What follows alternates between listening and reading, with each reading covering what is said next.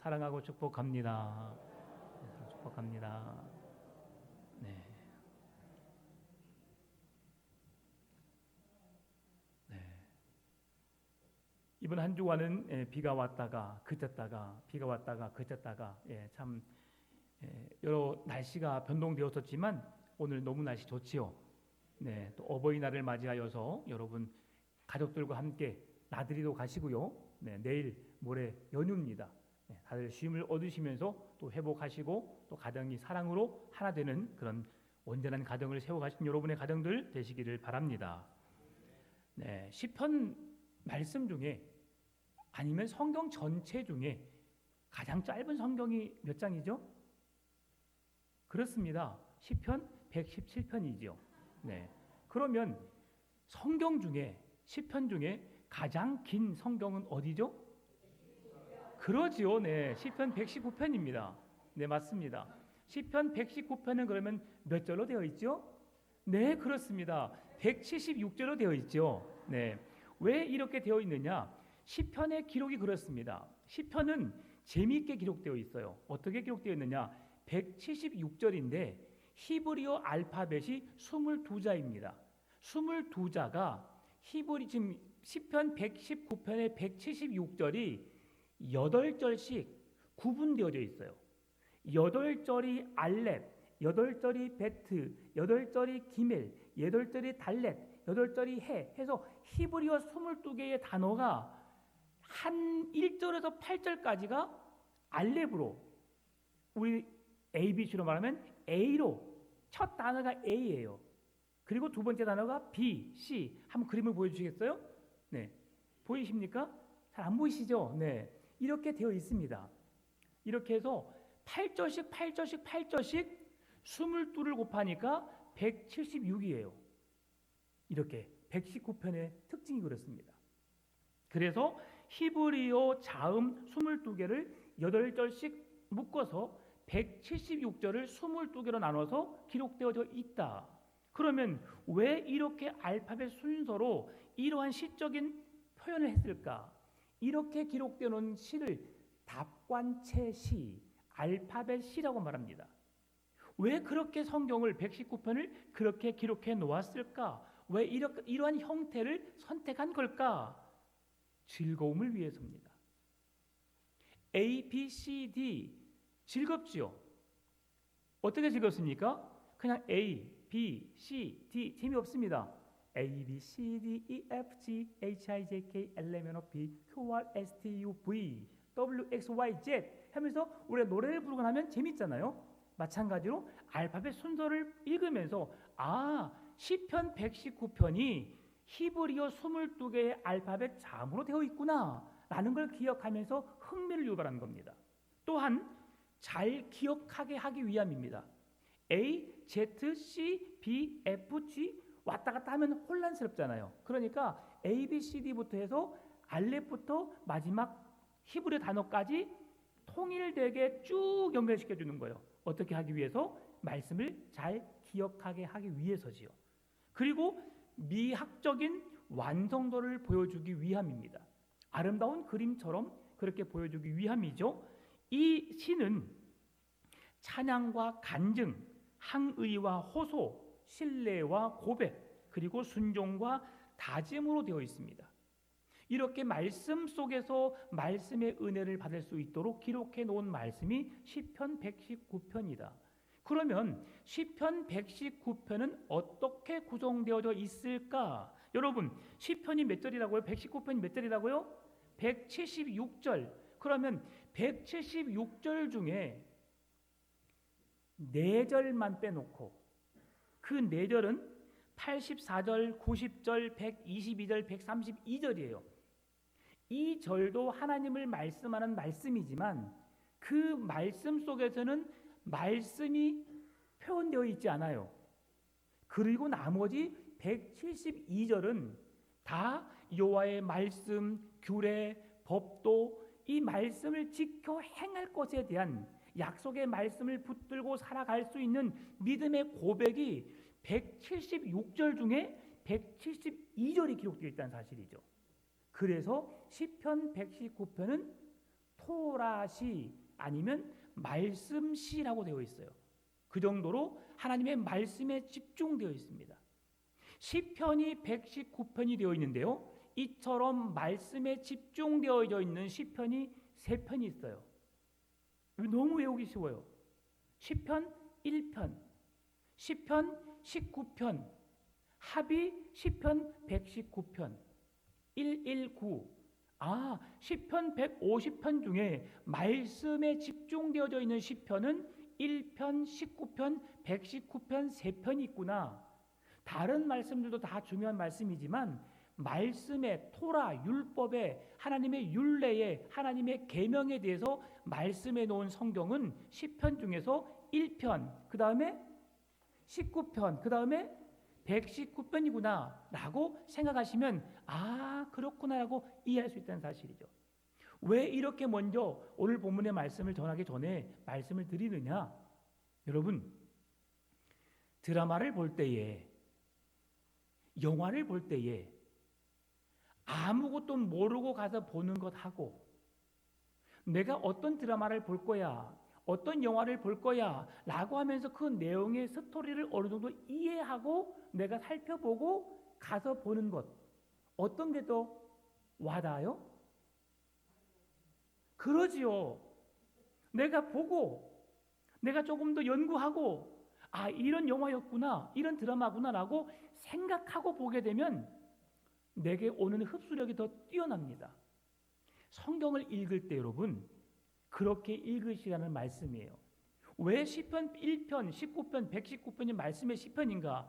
복 있는 사람은 악인의 꾀를 쫓지 아니하며 오만한 자의 자리에 앉지 아니하며 마지막 6절 오직 여호와의 율법을 즐거워하며 그 말씀을 주야로 묵상하는 자로다.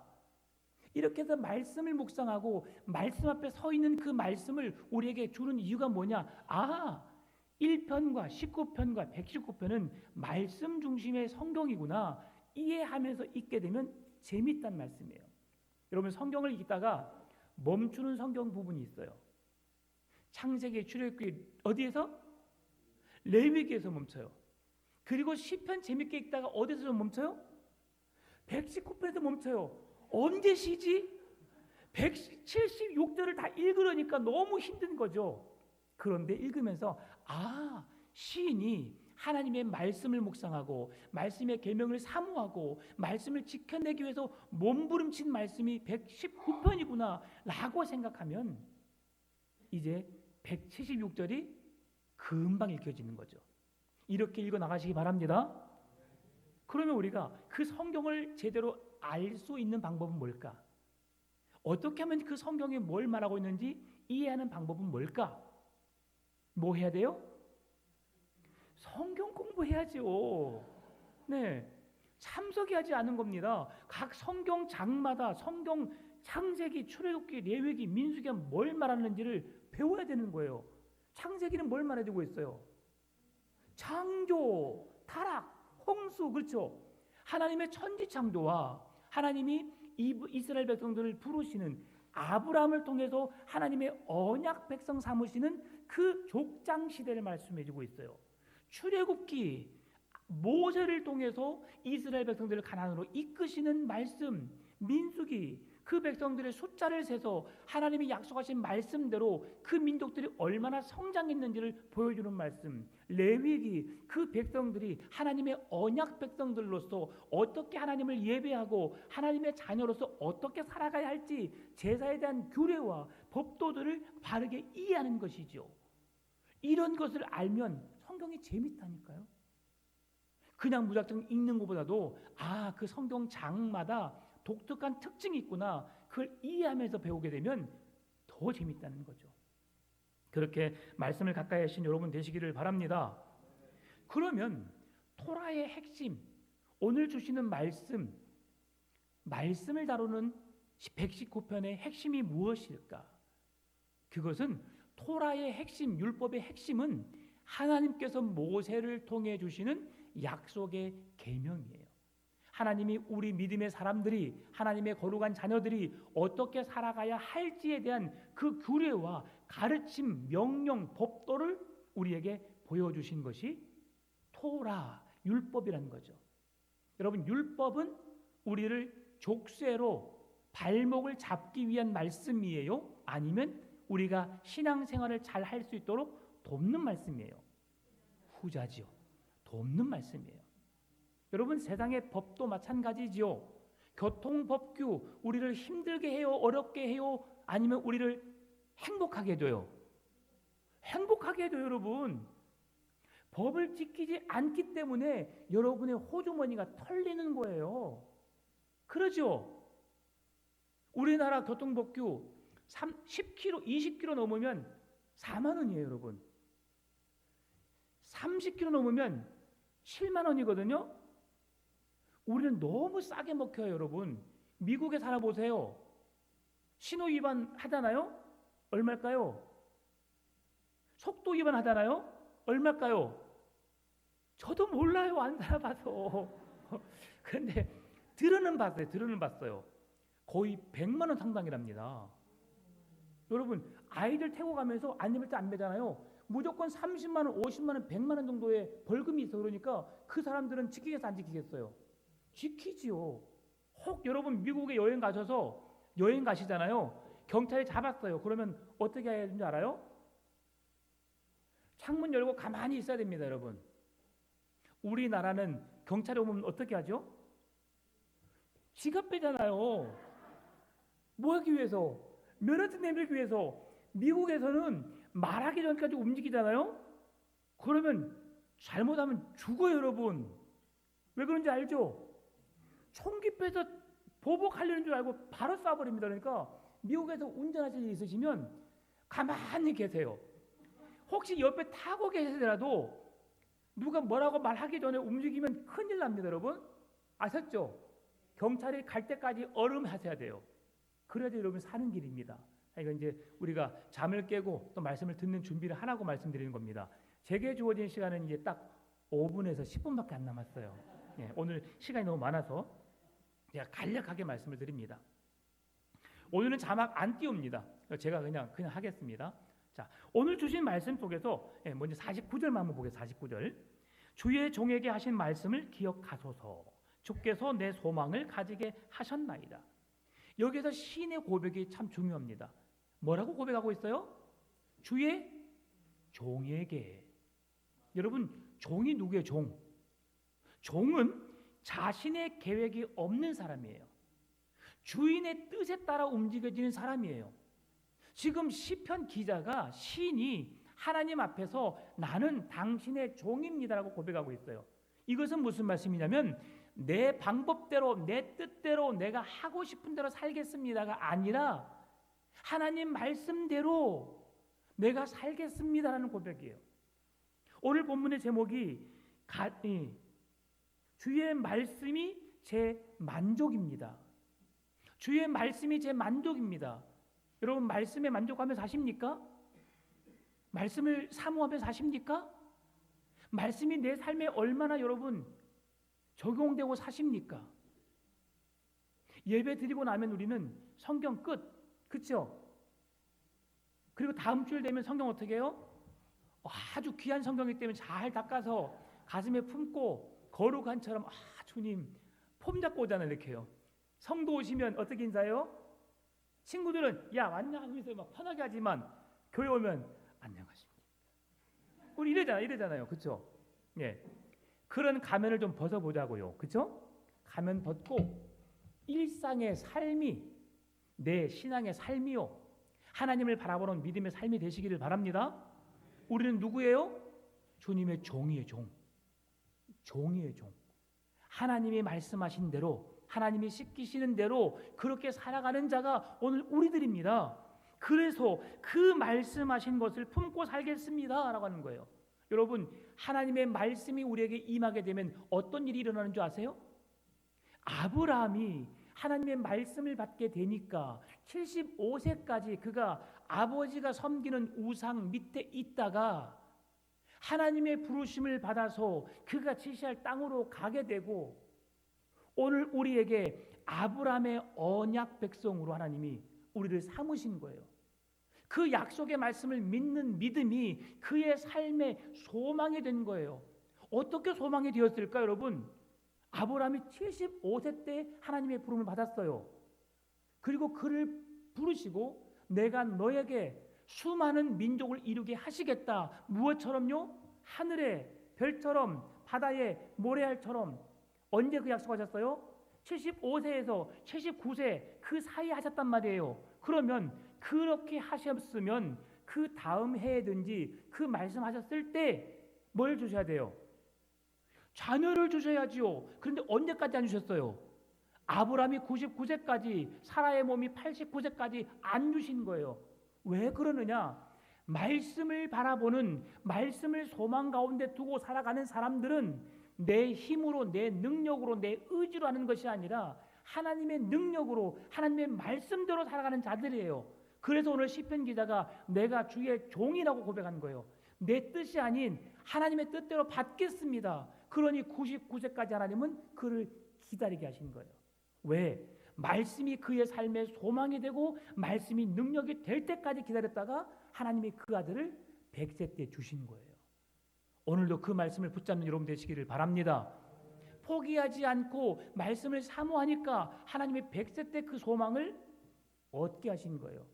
아브라함이 이삭을 얻는 걸로만 끝나는 것이 아니라 이삭을 통해서 수많은 민족을 얻게 하셨고 그의 민족을 통해서 다윗의 혈통을 잇게 하셨고 다윗의 아브라함의 언약과 다윗의 언약을 통해서 그로부터 한 1000년 뒤에 오시는 예수 그리스도 우리의 구원자 하나님의 아들이신 예수 그리스도가 오시기까지 우리가 그 소망을 얻게 하는 능력을 그들에게 주셨다는 사실이에요. 여러분 말씀이 소망이 되시기를 바랍니다. 말씀 앞에 서신 능력으로 여러분 살아가시기를 바랍니다. 그리고 또한 오늘 우리가 살펴볼 수 있는 말씀이 54절에서 56절 말씀입니다. 그 속에 나그네라는 표현이 되어 있어요. 나그네라는 단어를 이해하기 위해서 우리가 살펴볼 수 있는 말씀이 야곱입니다. 야곱. 여러분 야곱에게 12명의 아들이 있었어요. 12명의 아들 중에 가장 사랑하는 아들이 누구였죠? 요셉이었고 그 다음 사랑하는 아들 베냐민이었어요. 근데 요셉이 아버지의 편애적인 사랑을 받다 보니까 형제들의 미움을 받게 되었어요. 그래서 그는 죽음을 당할 뻔했지만 애굽의 종으로 팔려가게 되었습니다. 그러나 하나님의 은혜로 그 어려운 삶을 이겨냈지요. 요셉이 고백합니다. 하나님이 나를 이곳에 보내셔서 하나님이 하실 일들을 나타내었다. 얼마나 멋진 믿음이에요, 여러분. 아니 형들이 나를 죽이려고 이곳에 팔았어요. 이 괘씸한 사람들 같으니라고 나타나기만 해봐. 내가 당신들을 가만히 두지 않겠어가 아니라 하나님이 나를 이곳에 먼저 보내셔서 아버지와 형들을 만나게 하셨고 그분들을 섬기게 하셨다고 고백합니다. 하나님의 은혜의 고백이죠. 그런데 제가 이걸 말씀드리려고 하는 게 아니라 그의 아버지 야곱을 말씀드리려고 하는 거예요. 바로 왕이 요셉의 아버지 바로를 만나서 당신의 나이가 연수가 몇입니까? 라고 말하니까 야곱이 이렇게 말합니다. 나의 나그네 인생의 시간은 130입니다. 내가 나그네로 살아온 인생이 130입니다. 라고 말한 거죠. 여러분 나그네는 정처 없이 떠도는 자를 말합니다. 여기 앉아 계신 분 자기 집 없는 사람 계세요? 다 있잖아요. 속으로 좀 뜨끔했죠. 나 우리 집 아닌데, 나 전세인데. 괜찮아요. 여러분이 살고 계신 집은 다 여러분 집이에요. 그게 자가든 전세든 사글세든 문제치 않아요. 여러분이 오늘 집에 들어가셔서 두 발 쭉 뻗고 앉을 수 있는 곳, 쉴 수 있는 곳이 내 집입니다. 그런데 우리 대부분의 사람들은 그 집을 나의 안식처, 나의 보금자리, 나의 피난처라고 생각합니다. 그러면 오늘 그렇게 고백했던 야곱은 자기 집이 없었을까요?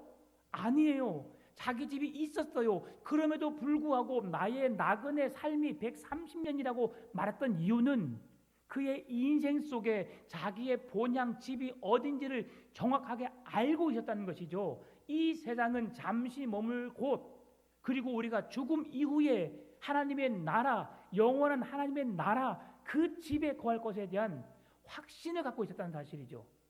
여러분에게도 오늘 우리의 인생은 나그네 인생이라고 고백할 수 있는 믿음 되시기를 바랍니다. 그리고 우리는 머지않아 가게 될 우리의 본향, 영원한 집, 하나님의 나라를 소망 삼는 믿음으로 서가시기를 바랍니다. 말씀 안에 있는 우리들은 이렇게 하나님의 나라의 첫 번째는 하나님의 종으로서, 두 번째는 나그네 인생으로 살아가지만, 그러나 그 말씀이 우리의 삶을 지배하고 이끌다 보니까 말씀이 능력이 되는 삶을 살아가게 되는 거죠.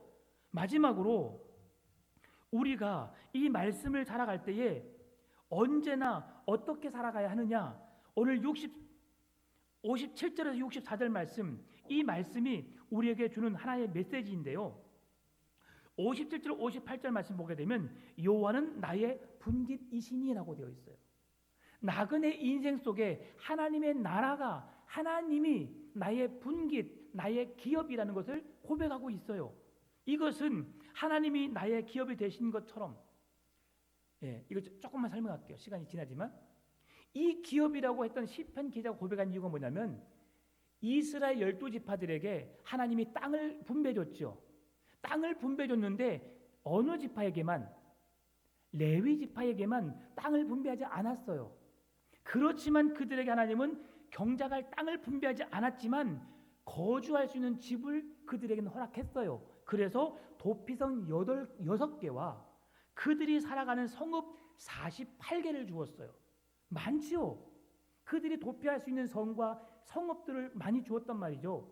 그래서 오늘 시편 기자가 고백한 건 뭐냐면, 레위 사람들에게 하나님이 기업이 되셨던 것처럼 땅을 기업으로 주지 않고 그들이 살아갈 삶의 영역에서 기업을 준 것이 아니라 그들의 기업은 하나님이 되어주셨던 것처럼 나의 기업도, 나의 분깃도 여호와 하나님이 나의 피난처요, 나의 요새요, 나의 능력이요, 내가 영원히 거할 처소이심을 내가 고백합니다라고 말하는 거죠.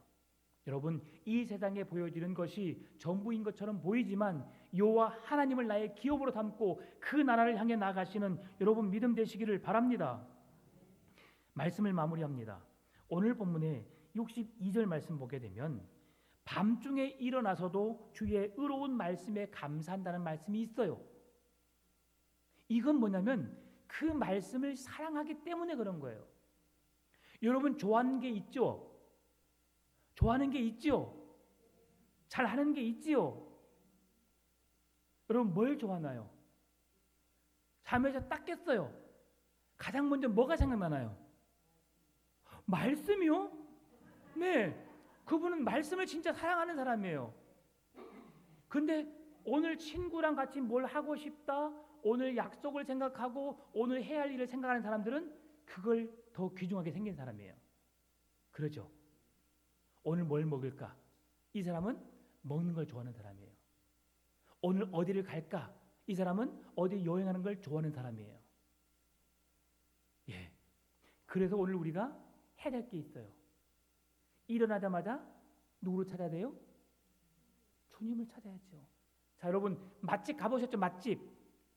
좋아하는 음식 먹어보셨죠? 맛집에 가면 뭐가 생각나요?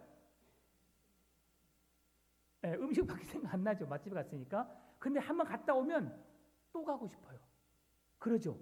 안 간 사람에게 혹시 그 집 갔다 왔어? 여러분 주월동에 명인면옥 다녀왔어요? 안 가본 사람 있으면 말하지 마. 얼마나 맛있는지 몰라. 그래서 소개하잖아. 그렇죠? 이렇게 이야기하는 거예요. 이렇게. 그러면 그 맛집에 갔다 온 사람은 맛집을 소개하고 또 맛집을 소개해요. 아 그렇구나. 그런 집이 있구나. 여러분 오늘 시편 기자가 밤중에 일어나서 주의 말씀에 감사한다는 것은 그 시편 기자의 삶에는 하나님의 말씀이 맛집인 거예요. 하나님의 말씀이 꿀보다 더 단 말씀이 되시기를 바랍니다. 말씀을 읽고 묵상하고 곱씹으면서 말씀 안에 거하신 여러분 되시기를 바랍니다. 그래야 됩니다. 그래야 하나님의 나라가 우리의 실제 삶에 임하게 되는 것입니다. 말씀을 마무리합니다. 하나님은 오늘 이 시편 기자가 사실은 고난 중에 어려움 중에 이 시편을 고백하고 있는 거거든요. 그럼에도 주께 감사하고 주님을 찬양하고 주의 말씀에 감사하며 살아가고 있어요. 왜요? 말씀이 그만큼 소중하기 때문입니다. 여러분 여기서 한 가지, 왜 오늘 어린이 주일인데 목사님이 어린이 주일에 대한 말씀을 하나도 하지 않을까? 어린이들의 주인공인데. 그래서 제가 준비했어요. 언제? 주일 오후 예배요. 네. 네, 그래서 오후 예배는 어린이에 대한 말씀을 전하고 가정에 대해서 말씀을 전하고 오늘 이렇게 함께 예배한 우리 아이들 너무 감사하고 또 축복합니다. 그리고 오늘 우리가 말씀할 든든히 서가시는 여러분의 가정 삶이 되시기를 주님의 이름으로 축원합니다. 참 좋으신 아버지 하나님 감사합니다. 말씀이신 예수 그리스도 주의 말씀이 제 만족입니다. 말씀으로 만족하며 사는 우리의 인생 되게 하여 주옵소서. 예수님의 이름으로 기도드리옵나이다. 아멘.